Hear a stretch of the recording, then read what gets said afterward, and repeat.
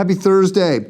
We are continuing our discussion about money. So far I've said that everything everywhere belongs to God, that this is Act 1 in a 3-act play, and that money is more than paper. Today I want to make a fourth point, and that is that, money cannot buy happiness. Happiness is actually a spiritual issue. It's a contentment issue. It's not a money issue. Now, I say this knowing that there are some people for whom more money would actually change their life in some positive directions. But I don't think many of those people are actually listening to what I'm saying today. There was a big study done a few years ago, and it established that, that if you're making less than $20,000 a year, then more money would actually make you happier. But after $20,000 a year, so let's adjust that for inflation, $25,000 a year, the more you earn, you're not any happier. Now, this might be hard for you to imagine, but we do have to put things in sort of historical and global context. So our income is up 85% over inflation over the last 50 years. So our income is up 85% over inflation over the last 50 years. And yet we are not, most of us are not any happier.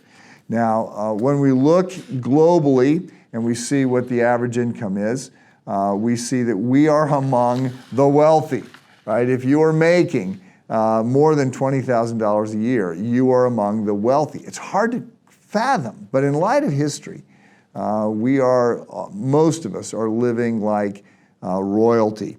And again, not exclusively true. There are people for whom a bit more money would change things.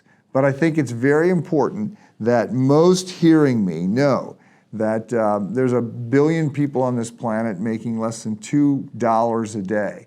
Most of us make more in a week. Some of us make more in a day or in an hour than other people make in a week, a month, or even a year. And so we need to be alert to the fact that we are the wealthy. And Jesus has very hard things for the wealthy to hear about the way money can corrupt us and about the fact that it's more difficult for the rich to get into heaven than it is for a camel to pass through the eye of a needle. So if you're not careful, it will be very easy for you to think that with more money you would be rich. More money you'd be happy. You are almost certainly among the rich. You have more money than almost anyone else in the world. There are people that have more money than you do. And the challenge is you see them on TV or they live right next to you. And so we tend to compare ourselves with those that we're hearing about. And it tends to be those that have lots of money, not those that have little. But Christ's comments to the rich were very sobering.